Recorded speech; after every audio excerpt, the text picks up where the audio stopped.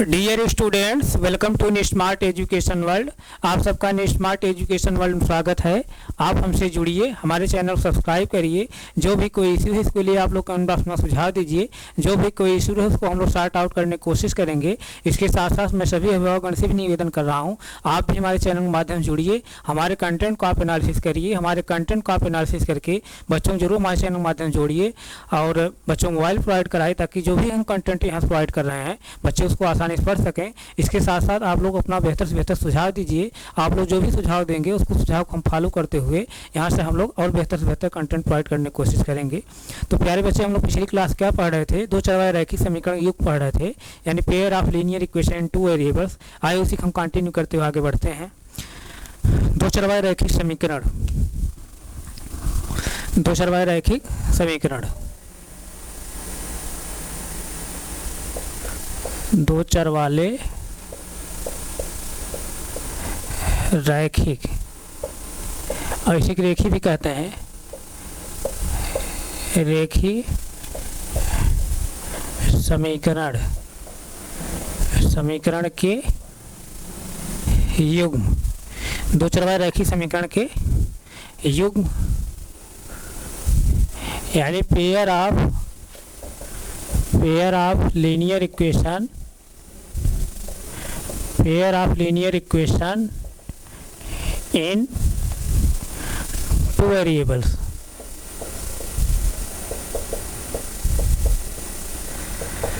Pair of linear equation in two variables.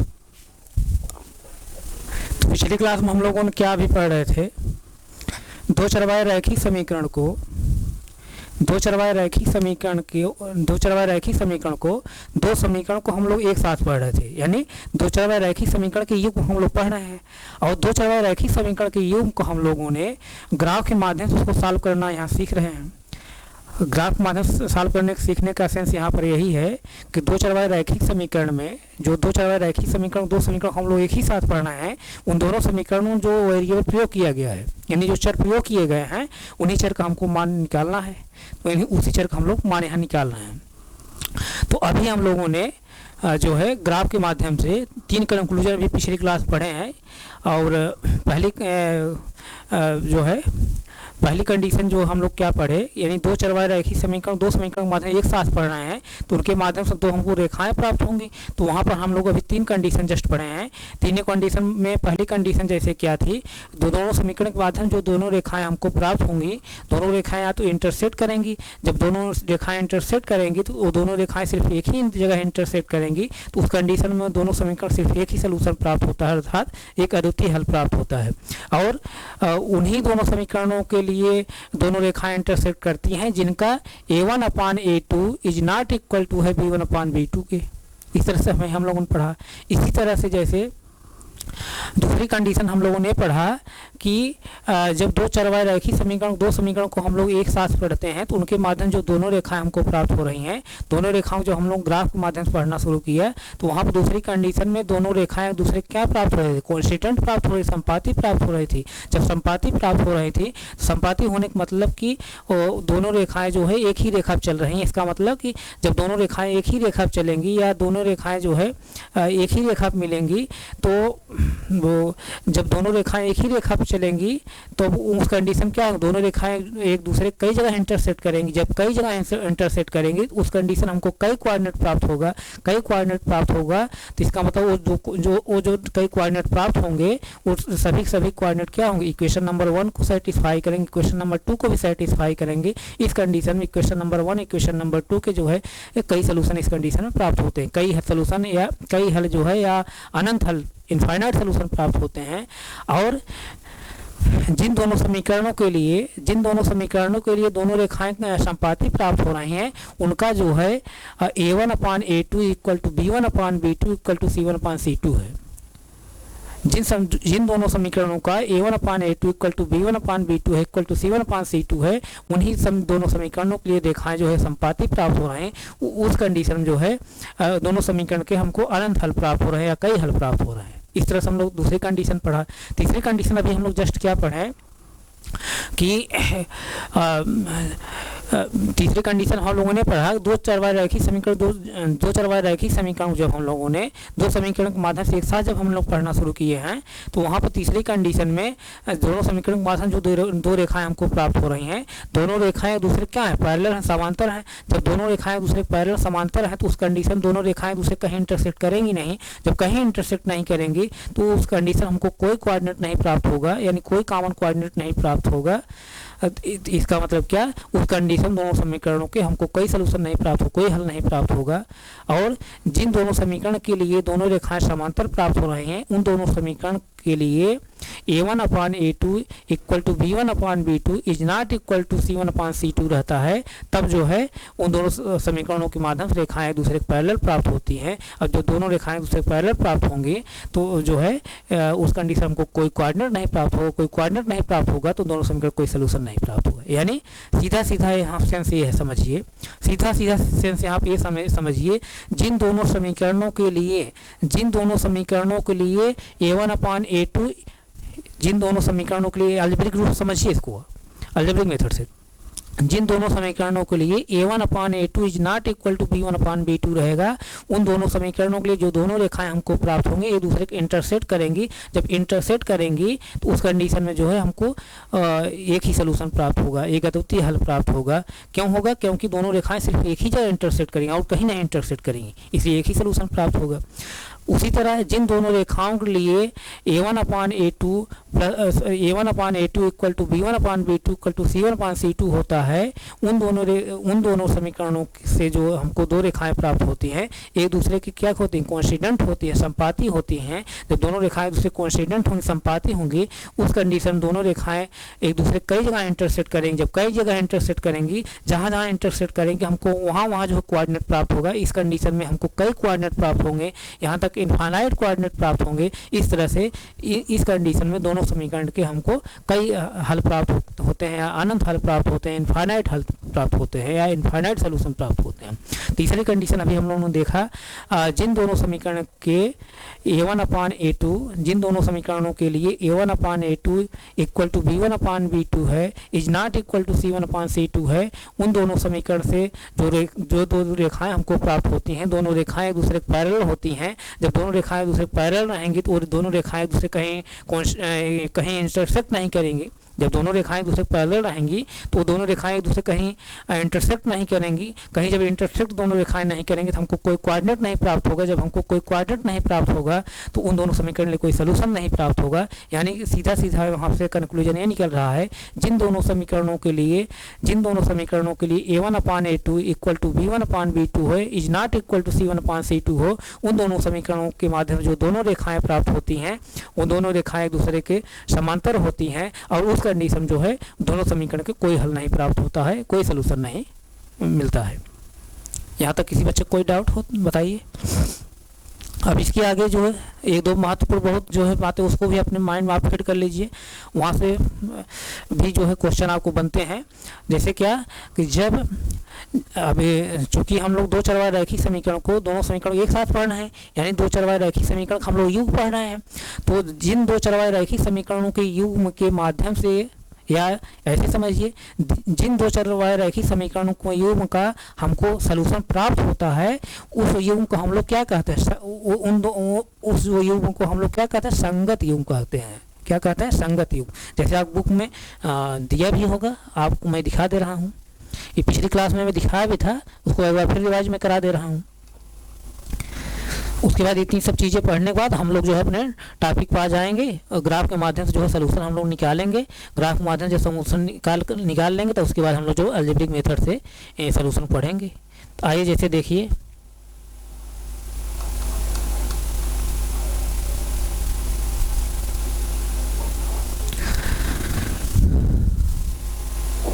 जैसे देखिए यहाँ क्या कह रहा है, एक रैखिक समीकरण युग्म जिसका कोई हल नहीं होता है एक रैखिक समीकरण युग्म, ध्यान समझिए, यानी जो दोनों समीकरण हम लोग एक साथ पढ़ रहे हैं उसी को क्या कहा जा रहा है, दो चरवाहा रैखिक समीकरण का युग्म कहा जा रहा है ना। वही कह रहा है कि एक रैखिक समीकरण युग्म जिसका कोई हल नहीं होता है रैखिक समीकरणों का असंगत युग्म कहलाता है। यानी जो दो समीकरणों को, यानी दो चरवाहा रैखिक समीकरण को, जो हम दोनों समीकरणों को एक साथ पढ़ रहे हैं, अगर उन दोनों समीकरणों का कोई अगर हल नहीं हमको प्राप्त होगा, दोनों समीकरणों का जब कोई हल नहीं प्राप्त होगा, जब दो समीकरणों को हम लोग एक साथ पढ़ रहे हैं, जब दोनों समीकरणों का कोई हल नहीं प्राप्त होगा तो वो दोनों समीकरण का जो युग्म होता है कौन सा युग्म कहलाता है, असंगत युग्म। असंगत युग्म यानी इनकंसिस्टेंट कहलाता है, यानी इनकंसिस्टेंट पेयर कहलाता है, इनकंसिस्टेंट पेयर कहलाता है या इनकंसिस्टेंस जो है युग्म कहलाता है। जैसे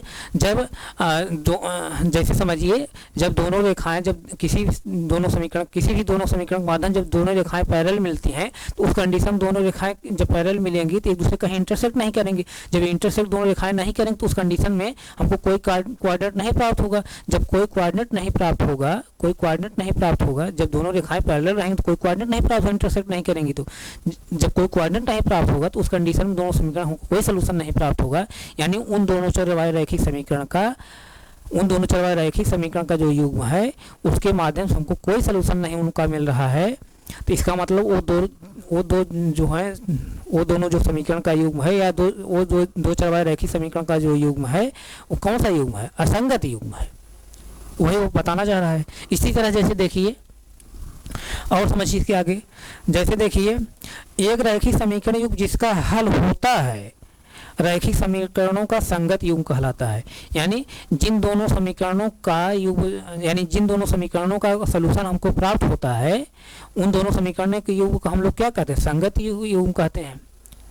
संगत युग्म यानी कंसिस्टेंट युग्म कहते हैं।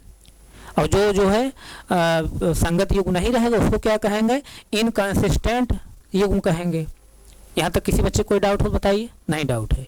और उसी तरह जैसे फिर आगे क्या कह रहा है, तुल्य रैखिक समीकरणों के युग्म, ध्यान दीजिए, तुल्य रैखिक समीकरणों के एक युग्म के अपरिमित रूप से अनेक हल होते हैं। इस युग्म को दो चरों के रैखिक समीकरणों का आश्रित डिपेंड युग्म कहते हैं।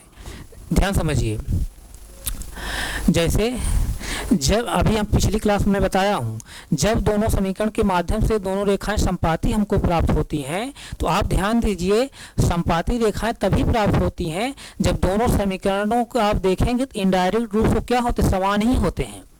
जब दोनों समीकरण इनडायरेक्ट रूप से या अप्रत्यक्ष रूप से समान ही होते हैं या प्रत्यक्ष रूप से समान होते हैं, उन्हीं दोनों समीकरणों के माध्यम से जो दोनों रेखाएं हमको प्राप्त होती हैं, कोइंसिडेंट रेखाएं प्राप्त होती हैं, यानी संपाती रेखाएं प्राप्त होती हैं।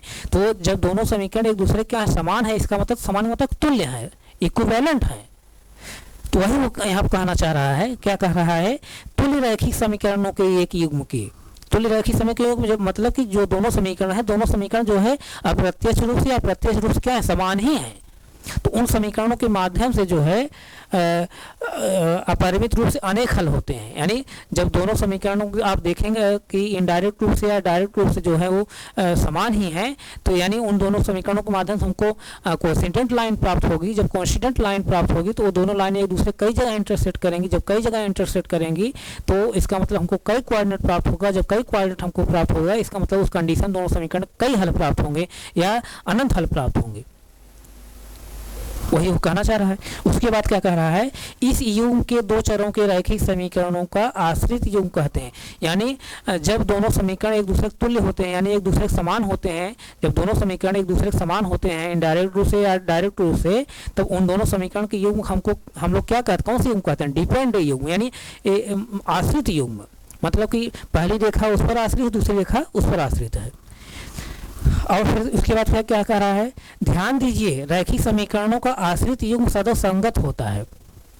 यहाँ पर फिर कह रहा है, ध्यान दीजिए कि आश्रित युग्मों का जो है आश्रित युग्मों का समीकरण जो है सदैव क्या होता है, संगत होते हैं। कहने का मतलब जब दोनों रेखाएं, जब दोनों समीकरण एक दूसरे क्या होंगे, समान रहेंगे या इक्विवेलेंट रहेंगे या दोनों समीकरण एक दूसरे तुल्य रहेंगे, तो उसको हम लोग क्या बोल रहे हैं, आश्रित युग्म बोल रहे हैं। और आश्रित युग्म जब बोल रहे हैं तो उस कंडीशन में जब भाई एक दूसरे, जब दोनों समीकरण एक दूसरे के यहाँ समान है तो उस कंडीशन में दोनों रेखाएं हमको संपाती मिल रही हैं। जब संपाती मिल रहे हैं तो हमको दोनों समीकरण के माध्यम से कई सलूशन प्राप्त हो रहे हैं ना। जब कई सलूशन प्राप्त हो रहे हैं तो वही अभी आगे हम लोग क्या पढ़े हैं, जिन दोनों समीकरणों के युग्म से हमको सलूशन प्राप्त होते हैं उसको संगत युग्म कहते हैं। तो इसका मतलब क्या, जब दोनों रेखाएं सॉरी ध्यान दीजिए, जब दोनों समीकरण एक दूसरे तुल्य रहेंगे यानी एक दूसरे समान रहेंगे, उन दोनों समीकरणों के युग्म हम लोग क्या कर रहे हैं, डिपेंडेंट से मतलब युग्म कह रहे हैं, यानी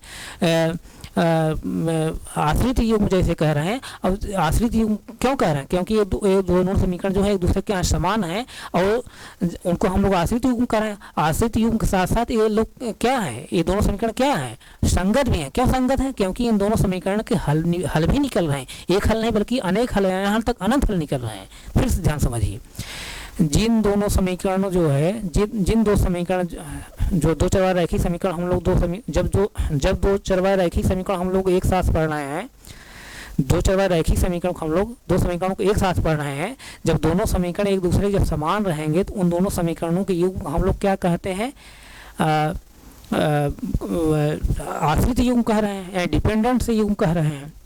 ध्यान दीजिए। और जिन दोनों अब इसके पहले हम लोग क्या पढ़ा, जिन दोनों समीकरणों के माध्यम से, जो दोनों समीकरणों के युग्म माध्यम से हमको सलूशन प्राप्त हो रहे हैं उन दोनों समीकरण के, उसको हम लोग संगत युग्म कह रहे हैं। और जिन दोनों समीकरणों के युग्म को कोई सलूशन नहीं प्राप्त हो रहा उनको असंगत युग्म कह रहे हैं। और यहाँ पर भी बात ये हो रही है, जो दोनों समीकरण क्या है, एक दूसरे के समतुल्य है या तुल्य है, उनको हम क्या कह रहे हैं कि डिपेंडेंट से मतलब युग्म यानी आश्रित युग्म कह रहे हैं। तो और ये आश्रित युग्म तो है ही है, लेकिन इन दोनों समीकरण के हमको हल भी प्राप्त हो रहा है ना, और एक हल नहीं अनेक हल प्राप्त हो रहा है, अनंत हल प्राप्त हो रहा है।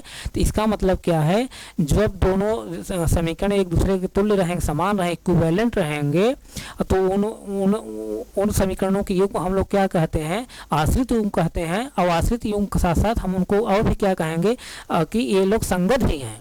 क्या है, संगत। क्यों संगत है, क्योंकि इन दोनों समीकरणों के युग्म का जो है सलूशन भी निकल रहा है। जब दोनों समीकरणों का सलूशन निकल रहा है तो वो दोनों समीकरण क्या संगत भी रहेंगे, क्योंकि जिन दोनों समीकरणों का सलूशन निकलता है उसको संगत युग्म कहते हैं। जिन दोनों समीकरणों का सलूशन कोई नहीं निकलेगा उसको हम असंगत युग्म कहते हैं। पिछले आगे इसके हम पढ़े पहले। तो यहाँ तक किसी बच्चे को जो है कोई डाउट नहीं होगा। कोई डाउट है क्या? नहीं डाउट है ना, एक बार फिर मैं इसको रिवाइज कर दे रहा हूँ। देखिए ध्यान से समझ लीजिए, दो चरवाहे रैखिक समीकरण के युग्म को हम लोग पढ़ रहे हैं, यानी दो चरवाहे रैखिक समीकरण को हम लोग दो समीकरण के माध्यम से एक साथ पढ़ रहे हैं। जब इन दोनों समीकरण के युग्म माध्यम से हमको उनका सलूशन अगर प्राप्त होगा तो ऐसे युग्म को हम लोग क्या कहेंगे, संगत युग्म कहेंगे। फिर आगे समझिए, अगर इन दोनों समीकरण के युग्म माध्यम से हमको उनका कोई अगर सलूशन नहीं प्राप्त हो, कोई हल नहीं प्राप्त होगा, तो ऐसे युग्म हम लोग क्या कहें, असंगत युग्म कहेंगे। फिर समझिए, और ये जब और जैसे देखिए, ये जो इन समीकरणों का युग्म हम जो पढ़ रहे हैं, ऐसा कोई युग्म हो जिसमें दोनों समीकरण क्या हो, एक दूसरे क्या समान हो, एक दूसरे के तुल्य हो। वो इनडायरेक्ट रूप से या डायरेक्ट रूप से या प्रत्यक्ष रूप से या अप्रत्यक्ष रूप से दोनों समीकरण आप देखेंगे एक दूसरे के समान ही हैं, एक दूसरे के बराबर ही हैं, इक्विवेलेंट हैं। तो उन दोनों समीकरणों के युग्म को हम लोग क्या कहते हैं, आश्रित युग्म कहते हैं, डिपेंडेंट युग्म कहते हैं। और उसके साथ साथ डिपेंडेंट युग्म के साथ साथ जो है ये दोनों समीकरण जो होते हैं या इन दोनों समीकरण का जो युग्म होता है ये क्या होता है, संगत भी होते हैं। क्यों संगत होते हैं? क्योंकि ये आश्रित युग्म के साथ साथ जो है ये संगत इसलिए होते हैं क्योंकि इन दोनों समीकरणों को जो है कई सलूशन प्राप्त होते हैं या अनंत सलूशन प्राप्त होते हैं। इसका मतलब जब सलूशन इन दोनों समीकरणों को मिल रहा है, जब इन दोनों समीकरण सलूशन मिल रहा है तो इसका मतलब इन दोनों समीकरण के युग्म क्या है, संगत भी होंगे। तो यही मैं बताना चाह रहा हूँ। तो इस पर जो है क्वेश्चन आप बनते हैं जो भी मैं बताया हूँ। यहाँ तक किसी बच्चे कोई डाउट हो तो बताइए। नहीं डाउट है ना? तो आइए हम लोग जो है एग्जाम्पल नंबर हम लोग अब आगे चलते हैं। एग्जाम्पल नंबर 4 जैसे देखिए, यही जो अभी मैं पिछली क्लास में बताया हूँ, अभी जो पिछली क्लास में बताया था वही आपकी यहाँ पर चार्ट बना के आपकी बुक में बताया है। जो चीज़ें मैं बताया वही सेम जो है चार्ट बना के बताया है कि जब जिन दोनों समीकरणों के लिए a1/a2 a1/a2 is not equal to b1/b2 रहेगा तो दोनों रेखाएं दूसरे के प्रतिच्छेदित करेंगी, उस कंडीशन में उन दोनों समीकरणों को सिर्फ एक हल प्राप्त होगा। और जिन दोनों समीकरणों के लिए a1/a2 is equal to b1/b2 है इक्वल टू c1/c2 है, उन दोनों कंडीशन में इस कंडीशन में दोनों समीकरणों के माध्यम जो रेखाएं हमको प्राप्त होंगी संपाती रेखाएं प्राप्त होंगी। फिर समझिए, जिन दोनों समीकरणों के लिए a1/a2 equal to b1/b2 equal to c1/c2 हो, तो उन दोनों समीकरणों के माध्यम जो दोनों रेखाएं हमको प्राप्त होती हैं संपाती रेखाएं प्राप्त होती हैं। और उस कंडीशन में अपरिमित रूप से अनेक हल होते हैं, यानी इनफाइनाइट हल होते हैं या अनेक हल होते हैं, कई हल होते हैं। और तीसरी कंडीशन एक है इसमें, जिन दोनों समीकरण के माध्यम से a1/a2 equal to b1/b2 is not equal to c1/c2 मिलता है, उन दोनों समीकरण के माध्यम से हमको समांतर रेखाएं प्राप्त होती हैं। समांतर रेखाएं प्राप्त होती हैं, उस कंडीशन में इन दोनों समीकरणों का कोई हल नहीं प्राप्त होता है। जो मैं बताया वही आप चार्ट बना बताया है। तो अब हम लोग जो है अब आगे चलते हैं। अब जैसे देखिए, अब हम लोग एग्जाम्पल नंबर 4 पढ़ेंगे। एग्जाम्पल नंबर 4 ध्यान दीजिए, अपने बुक आप मिलाइए। जो भी हम लोग कंटेंट पढ़ रहे हैं एनसीईआरटी पढ़ रहे हैं, जो भी कंटेंट पढ़ा है एनसीईआरटी पढ़ रहे हैं। अगर आपके पास एनसीईआरटी बुक नहीं है, जो भी बुक आपके पास है उस बुक को आप ओपन कर लीजिए तुरंत। तो एग्जाम्पल नंबर 4 जो है आप पढ़िए, इसको पढ़िए।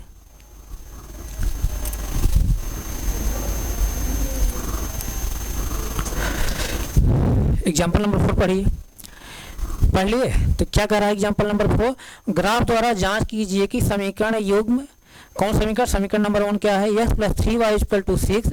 और फिर क्या कह रहा है 2x - 3y = 12 संगत हैं।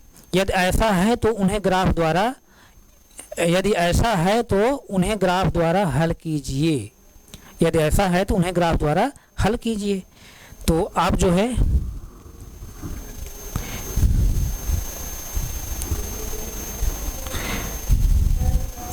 अब इसको जो है हम लोग ग्राफ द्वारा हल करेंगे। ध्यान दीजिए,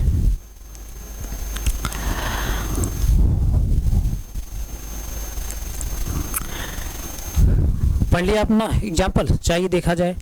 जैसे एग्जाम्पल नंबर 4 क्या कह रहा है, फिर देख लीजिए। ग्राफ द्वारा जांच कीजिए कि समीकरण का युग्म x + 3y = 6 और 2x - 3y = 12 संगत है। यदि ऐसा है तो उन्हें ग्राफ द्वारा हल कीजिए। संगत मतलब कि संगत कब होगा, दोनों समीकरण संगत कब होंगे, जब इन दोनों समीकरण का कोई हल प्राप्त होगा। जब इन दोनों समीकरण का कोई हल प्राप्त होगा तब संगत होंगे। तो आप जैसे देखिए यहाँ से दोनों समीकरण क्या है, ध्यान दीजिए आप। दोनों समीकरण क्या है यहाँ पर, पहला समीकरण क्या है, x और +3y है, +3y = 6 है और +6 है। दूसरा समीकरण क्या है 2x और -3y = क्या है 12 है। इस तरह से दो समीकरण हमको हैं। इन्हीं दोनों समीकरणों को कह रहा है कि क्या ये संगत है, नहीं। अगर संगत है तो इनको जो है ग्राफ के माध्यम से क्या करिए, जांच कीजिए। यदि क्या कह रहा है कि ग्राफ द्वारा जांच कीजिए कि समीकरण का युग्म x + 3y = 6 और 2x - 3y = 12 संगत है। यदि ऐसा है तो उन्हें ग्राफ द्वारा जांच कीजिए।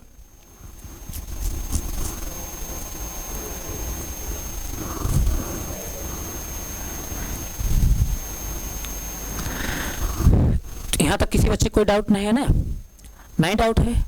तो आइए जैसे देखिए, अब इन दोनों समीकरणों को हम लोग जो है ग्राफ के माध्यम से अब सीखेंगे, ग्राफ के माध्यम से हल करेंगे।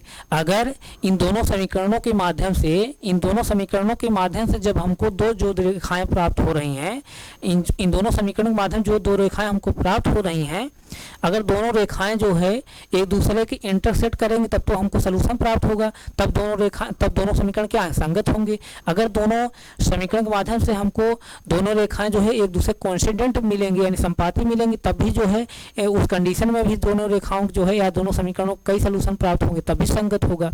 अगर इन दोनों समीकरणों के माध्यम से दोनों रेखाएं जो हमको प्राप्त होंगी पैरेलल होंगी, तो उस कंडीशन में हमको कोई सलूशन नहीं प्राप्त होगा। जब कोई सलूशन नहीं प्राप्त होगा, इसका मतलब तब उस कंडीशन में दोनों समीकरण क्या असंगत तब रहेंगे। संगत कब रहेंगे? या तो दोनों रेखाएं एक दूसरे के इंटरसेक्ट करेंगी या दोनों रेखाएं एक दूसरे के कोइंसिडेंट करेंगी। अगर इन दोनों समीकरण के माध्यम से अगर दोनों रेखाएं एक दूसरे के इन दोनों समीकरण के माध्यम से अगर दोनों रेखाएं दूसरे के इंटरसेक्ट कर जाएंगी, उस कंडीशन में भी दोनों समीकरण को उस कंडीशन में भी दोनों समीकरण सोल्यूशन निकलेगा। सिर्फ क्या कौन सोल्यूशन निकलेगा? एक सोल्यूशन निकलेगा, यानी अद्वितीय हल निकलेगा, यूनिक सोल्यूशन निकलेगा। और दोनों रेखाएं जो एक दूसरे के कोइंसिडेंट होंगी, संपाती होंगी, उस कंडीशन में तो भी क्या होगा, इन दोनों समीकरणों के जो है कई हल निकलेंगे, अनंत हल निकलेंगे।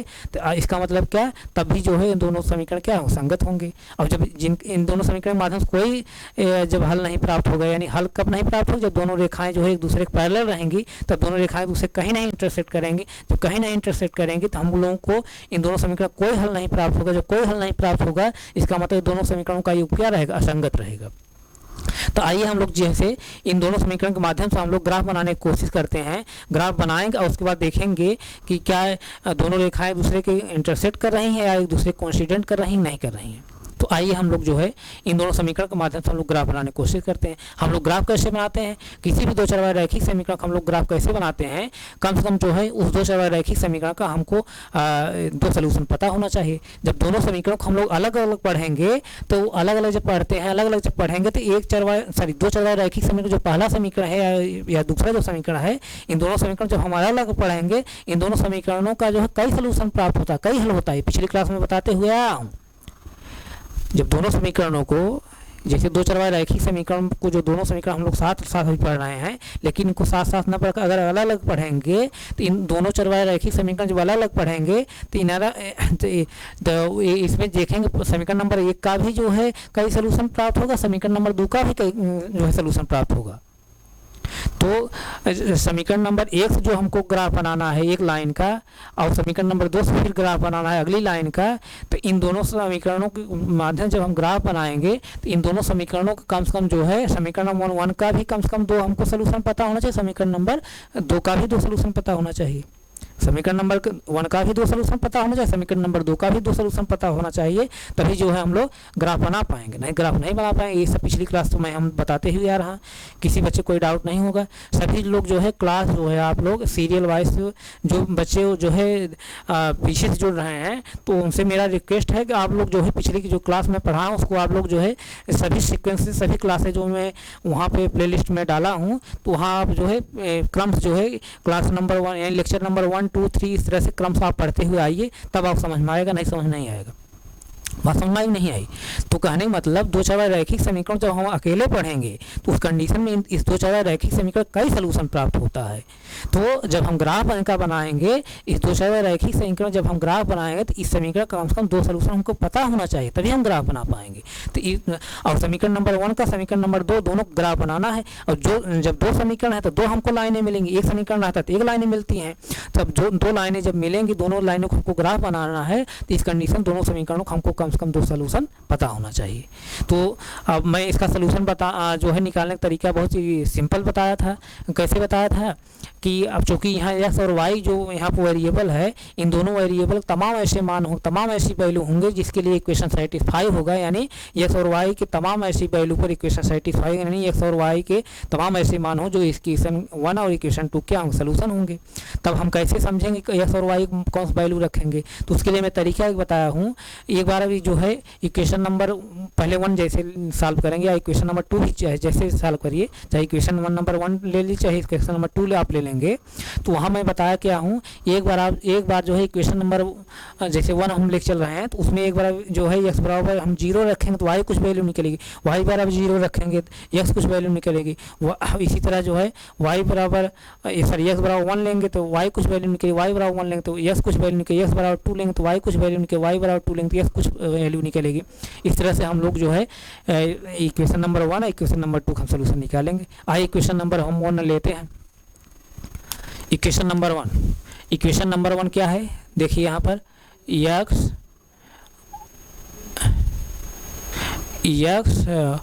प्लस 3y और इक्वल टू 6 है। इक्वेशन नंबर 1 है। यहाँ पर हम x इक्वल टू क्या ले रहे हैं, 0।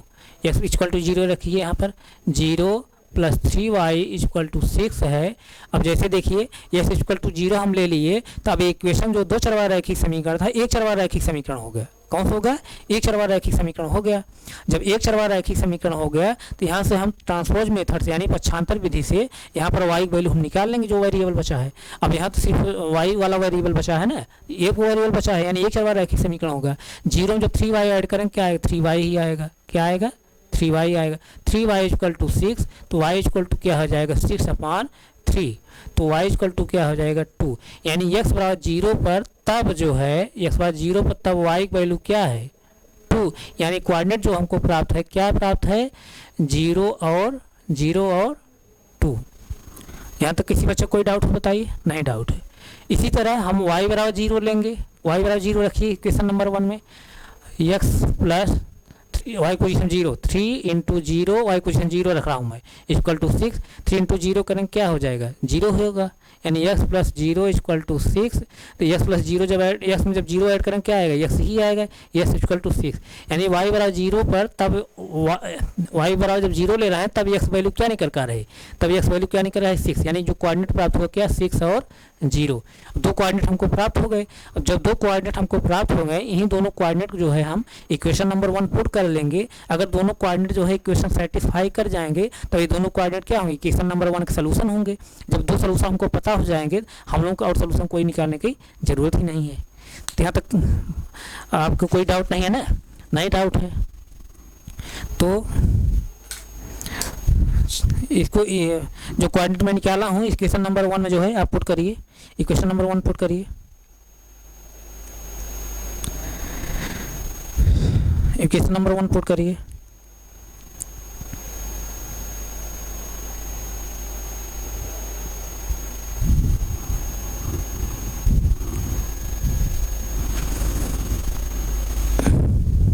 आइए जैसे देखिए x इक्वल टू क्या है, x equal to 0, y equal to क्या है पहला कोऑर्डिनेट y इक्वल टू 2 रखिए, इक्वेशन नंबर 1 हम रख रहे हैं। x position 0, 3 position, y position क्या है 2, 3 इंटू 2, सॉरी एक मिनट, 3 इंटू 2 सॉरी 3 इंटू 2, क्योंकि y पोजीशन 2 रखना है ना, इक्वल टू क्या है 6 है। अब 0 प्लस 3 इंटू 2 करेंगे क्या आएगा 6 इक्वल टू 6, 0 में जब 6 ऐड करेंगे क्या आएगा 6 ही आएगा, 6 इक्वल टू 6, यानी left hand side equal to क्या है राइट हैंड साइड, यानी बाएं पक्ष बराबर दाएं पक्ष है। इसका मतलब क्या, x बराबर x equal to 0, y equal to 2 जो है इक्वेशन नंबर 1 क्या है सोल्यूशन है, पहला सोल्यूशन हमको प्राप्त हो गया, यानी कोऑर्डिनेट क्या है इक्वेशन नंबर 1 सोल्यूशन है। इसी तरह दूसरे कोऑर्डिनेट को भी हम इक्वेशन नंबर 2 में रखेंगे। दूसरा कोऑर्डिनेट जब रखेंगे क्या है, x इक्वल टू क्या है 6, y इक्वल टू क्या है 0 रखिए, x पोजीशन पर क्या रखेंगे 6, y पोजीशन क्या रखेंगे 0, 3 इंटू 0 इक्वल टू 6।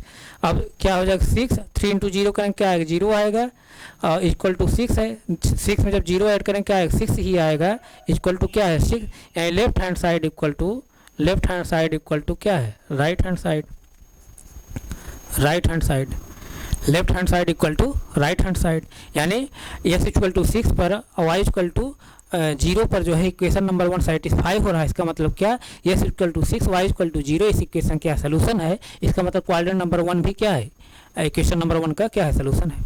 यहाँ तक किसी बच्चे कोई डाउट हो बताइए, नहीं डाउट है ना, नहीं डाउट है तो आप इसको नोट करिए। इसी तरह हम लोग जो है इक्वेशन नंबर 2 का भी हम लोग क्या निकाल ले रहे हैं, सोल्यूशन निकाल ले रहे हैं, इक्वेशन नंबर 2 का भी सोल्यूशन निकाल ले रहे हैं। आइए जैसे देखिए इक्वेशन नंबर 2 मैं यहाँ निकाल रहा हूँ, आप ध्यान दीजिएगा। अब इक्वेशन नंबर 2 के बारे में निकाल रहा हूँ, इक्वेशन नंबर 2 क्या है 2x है और -3y है इक्वल टू 12 है। अब एक बार जो है x बराबर 0 रखिए इस इक्वेशन में, तो x पोजीशन 0 रखिए, 2 इंटू 0 -3y इक्वल टू 12। अब देखिए x इक्वल टू 0 रखने पर ये जो इक्वेशन 2 वेरिएबल कहता है, ये जो इक्वेशन 2 वेरिएबल में था 1 वेरिएबल हो गया, यानी लीनियर इक्वेशन 1 वेरिएबल का हो गया। तो अब जैसे देखिए मतलब कहने का मतलब एक ही चर बचा है। अब जब एक चर बचा है, एक वेरिएबल बचा है, उसको हम ट्रांसपोज मेथड से उसकी वैल्यू हम निकाल लेंगे। तो जैसे 2 इंटू जब 0 करेंगे क्या आएगा 0 आएगा, और यहाँ पर क्या है ध्यान दीजिए -3y है -3y इक्वल टू 12 है।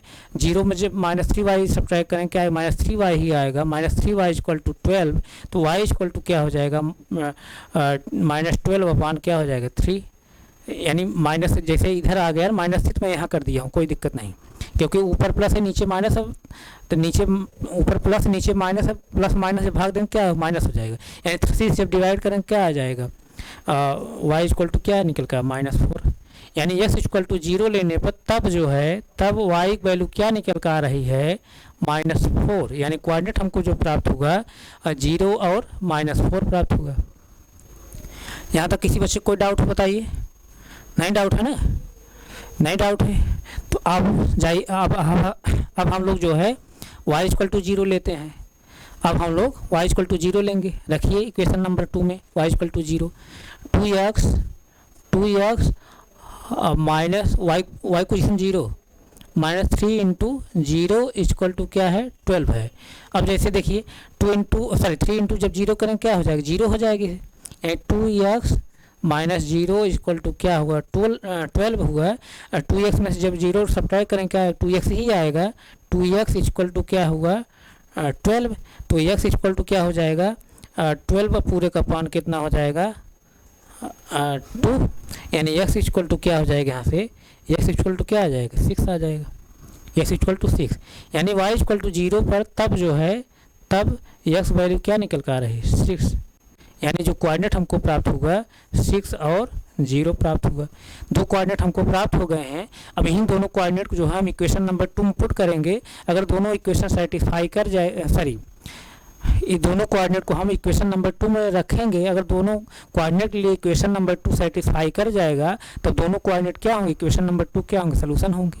तो आइए हम लोग जो है इक्वेशन नंबर 2 में पुट करते हैं। इक्वेशन नंबर 2 क्या है 2x माइनस 3y और इक्वल टू क्या है 12 है। रखिए एक बार जो है x बराबर क्या रखें, पहला कोऑर्डिनेट क्या है x बराबर 0 और y बराबर क्या रखेंगे -4 रखिए। यहाँ पर x पोजीशन 0 रखिए। 2 इंटू 0 -3, y पोजीशन क्या रखेंगे 4 माइनस इंटू -4 इक्वल टू 12। अब देखिए 20 जब 0 करें क्या है 0 आएगा। 4 इंटू 3 करें क्या आएगा 12 आएगा। माइनस इंटू माइनस करें क्या हो जाएगा प्लस हो जाएगा। इक्वल टू क्या होगा 12 होगा। 0 में जब 12 ऐड करें क्या आएगा 12 ही आएगा इक्वल टू 12। यानी left hand side equal to क्या हुआ राइट हैंड साइड। यानी s equal to 0 y equal to -4 जो है इस इक्वेशन को यानी इक्वेशन नंबर 2 सेटिस्फाई कर रहा है। इसका मतलब क्या x equal to 0 y equal to -4 equation number 2 क्या है सोल्यूशन है। इसका मतलब जो पहला कोऑर्डिनेट हम निकाले हैं इक्वेशन नंबर 2 का क्या है सोल्यूशन है, एक सोल्यूशन हमको प्राप्त होगा। इसी तरह जैसे देखिए दूसरे कोऑर्डिनेट को हम लोग रख ले रहे हैं। दूसरा कोऑर्डिनेट क्या है x इक्वल टू 6 है और y इक्वल टू क्या है 0 है। रखिए इक्वेशन नंबर 2 में। इक्वेशन नंबर 2 क्या है यही है ना 2x माइनस 3y और इक्वल टू क्या है 0 है और सॉरी 12 है। 2x minus 3y equal to 12 है। x पोजीशन रखिए 6। 2 into 6 minus 3 into Y position क्या रखेंगे 0 इक्वल टू 12। यानी 6 इंटू जब 12 6 इंटू 2 करेंगे क्या आएगा 12 आएगा। माइनस 3 इंटू 0 करें क्या है 0 आएगा इक्वल टू क्या हो जाएगा 12 हो जाएगा। 12 में से जब 0 आप सब्ट्रैक्ट करें क्या आएगा 12 ही आएगा। 12 इक्वल टू क्या हो जाएगा 12 हो जाएगा। यानी left hand side equal to right hand side equal to right hand side. यानी x equal to 6 y equal to 0 पर इक्वेशन नंबर 2 क्या है सेटिस्फाई हो रहा है। इसका मतलब x equal to 6 y equal to 0 जो है इक्वेशन नंबर 2 क्या है सोल्यूशन है। इसका मतलब जो दूसरा कोऑर्डिनेट हम लोग निकाले हैं इक्वेशन नंबर 2 क्या है सोल्यूशन है। अब इक्वेशन नंबर 1 के और इक्वेशन नंबर 2 का हमको दो सोल्यूशन प्राप्त हो गए हैं। अब इक्वेशन नंबर 1 के माध्यम से इक्वेशन नंबर 2 के माध्यम से हम लोग ग्राफ बना लेंगे। अब जब दो समीकरण है दो हमको लाइनें मिलेंगी। अब इन्हीं कोऑर्डिनेट के माध्यम से तो हम ग्राफ बनाएंगे। आप पहले इसको नोट करिए, तुरंत नोट करिए।